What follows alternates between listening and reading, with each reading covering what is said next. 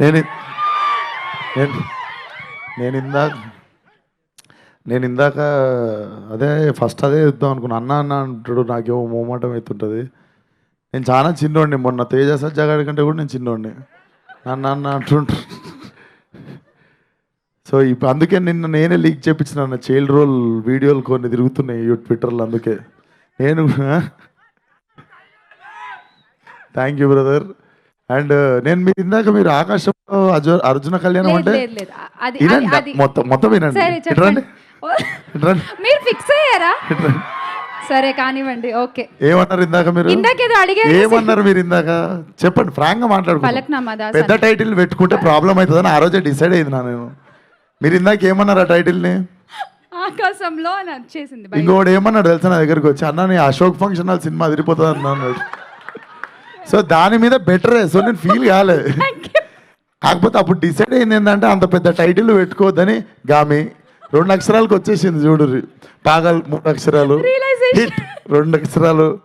So అది మధ్యలో పెద్ద టైటిల్ పెట్టుకోవద్దని పెద్ద రియలైజేషన్. సో నేను ఫీల్ కాలేదు, నేను అస్సలు ఫీల్ కాలేదు, పర్లేదు.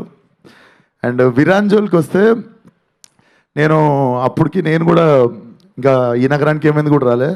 అప్పుడు టర్ఫ్ సైడ్ అని ఉంటుండే ఒకటి క్రికెట్ గ్రౌండ్, మన 100 ఫీట్ రోడ్లు ఉంటుంది.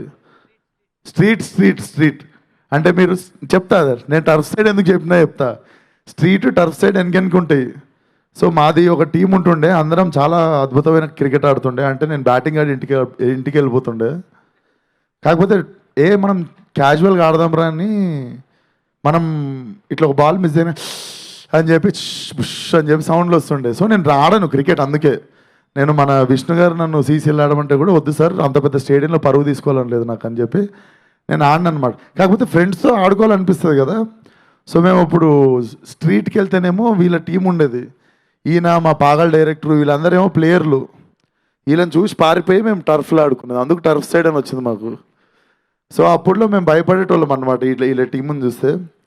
సో జోక్సే పాటు దాని తర్వాత ఇద్దరం ఒకటే జిమ్ అనమాట, కలుస్తూ ఉంటాం. ఎప్పుడు కల్పించినా చాలా బాగా వల్కరిస్తుంటాడు. ఐ ఫీల్ అంటే నాకు తెలుసు ఇంతకుముందు కూడా 1-2 సినిమాలు స్టార్ట్ అవ్వాల్సినవి అవ్వలేదు. అండ్ ఆ పైన ఎట్లుంటుందో నాకు తెలుసు. అండ్ జస్ట్ వచ్చి ఒకరోజు నువ్వే రావాలన్నా అంటే అసలు నువ్వు అడగాల్సిన అవసరం లేదు, నేను వస్తా పక్క. అండ్ అంత స్ట్రాంగ్ స్ట్రెంగ్త్ ఉన్న బ్యాక్ సైడ్ దాన్ని ఎక్కువ యూజ్ చేసుకోకుండా, దాన్ని ఎక్కువ ఎగ్జాజరేట్ చేయకుండా, దాన్ని ఎక్కువ చెప్పుకోకుండా పుష్ చేసుకుంటూ వస్తుండు. అండ్ నన్ను అడిగినప్పుడే నాకు అర్థమైంది, okay he want to prove it to himself అని చెప్పి నన్ను అడిగిండు అని చెప్పి I just wanted to come here. ఆశీర్వాదీయడానికి వచ్చిండు అని అంత పెద్ద మాటలు నాకు here. I came to wish my friend అనుకోండి. సో నేను నిన్ను అనాలే విరానన్న అని చెప్పి ఫైనల్లీ ఇప్పుడు క్రికెట్ ఆడడానికి ధైర్యం వచ్చింది. ఈసారి వచ్చినా కూడా బ్యాటింగ్ చక్కగా ఆడక అంతేను నేను ఆడినప్పుడు.